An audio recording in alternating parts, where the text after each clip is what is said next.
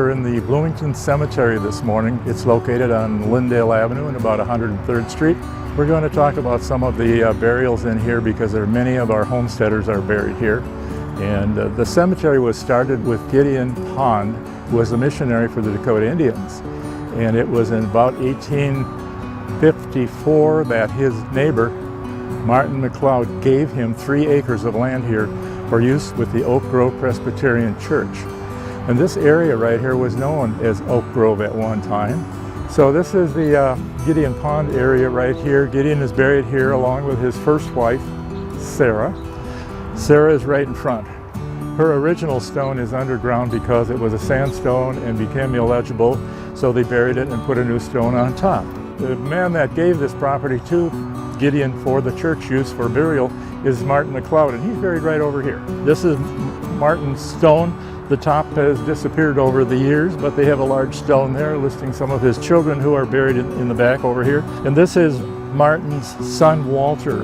When Martin died, the farm up here on Lyndale Avenue was turned over to Walter, and he was quite respected in the city of Bloomington. He served on some of the commissions here and was well liked. This monument is in the center of the old cemetery. It was put up here in 1890 by a group of citizens. All of them were Civil War veterans, and it's in memorial just to the Civil War soldiers. On the sides of it is Antietam, and I think Gettysburg on the other side. There's one of the Dakota battles on the back side, and on this side is Fort Blakely. These are the burials of John Brown and his wife Anna. John was one of the very few soldiers who survived the Minnesota regiments, the 1st Regiment in the Civil War, and came back. And he lived out on Auto Club Road.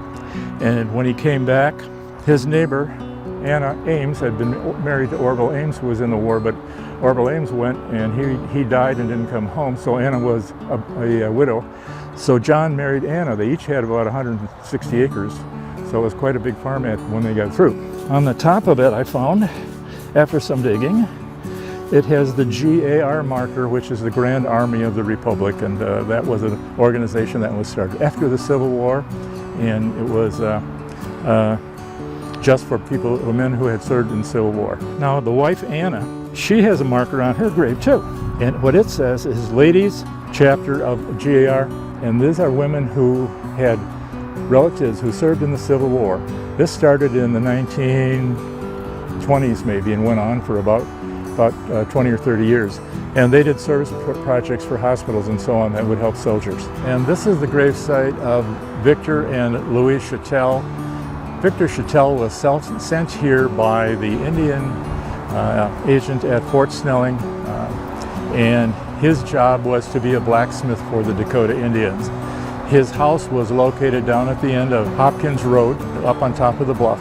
He found a way to go down the river along the bluff area because there was a creek in there, and he made a road that went down from his place down to all the way out to the river. And out there in 1840s when he was here, that was known as Chattel's Landing. And it was a landing for the small steamboats that used to come up the river at that time from St. Paul. And so that was Victor's,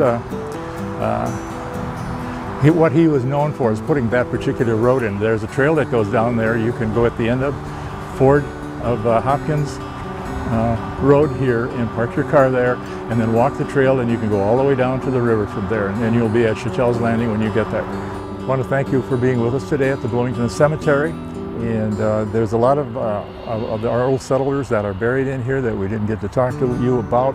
You can get much information on the Bloomington Historical Society's Facebook page, and also the Pond Dakota Association has a Facebook page and will tell you a lot of information about Gideon Pond and his people and the Dakotas who live there.